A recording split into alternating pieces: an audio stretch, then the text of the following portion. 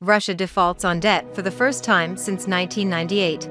Moscow, Russia has defaulted on its foreign debt for the first time since 1998. It came after the country missed a Sunday deadline to make $100 million in interest payments. Russia does have the money and is willing to pay its debts, but sanctions make payments to international creditors impossible. The Kremlin has been determined to avoid its first default since 1998, and a major blow to the nation's prestige. Russian Finance Minister Anton Siluanov called this situation a joke. Russia appears to be on an inescapable path to default since sanctions were first imposed by the United States, US, and the European Union after the invasion of Ukraine. The sanctions limit Russia's access to the international banking network that will process payments from Russia to investors around the world. The Russian government has said it wants to make all payments on time, and claims it has so far been successful. About $40 billion of Russia's debt is denominated in dollars or euros, with about half held abroad.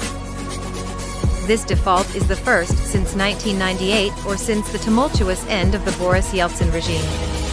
The $100 million interest payment is due on May 27. Russia said the money was sent to Euroclear, the bank which would then distribute the payments to investors. But the payments have stalled there, according to Bloomberg News, and creditors haven't received them.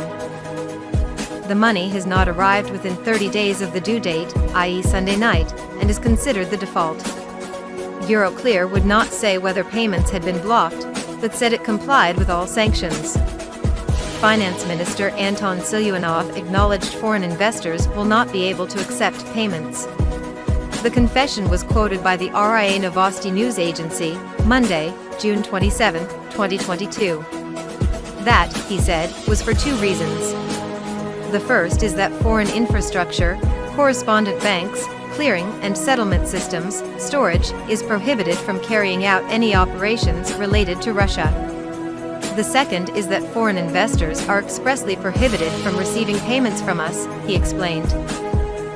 Because Russia wants to pay and has a lot of money to do it, he denies that this is a genuine default, which usually happens when governments refuse to pay, or their economy is so weak that they can't find money. Everyone in the know understands that this is by no means the default, he said. This whole situation looks like a joke. While the default is a symbolic blow, it will have some immediate practical consequences for Russia. Countries that default on debt usually find it impossible to borrow money again, but Russia is already effectively barred from borrowing on Western markets due to sanctions. After all, Russia reportedly makes about $1 billion a day from fossil fuel exports, and Siluanov said in April that the country had no plans to borrow more.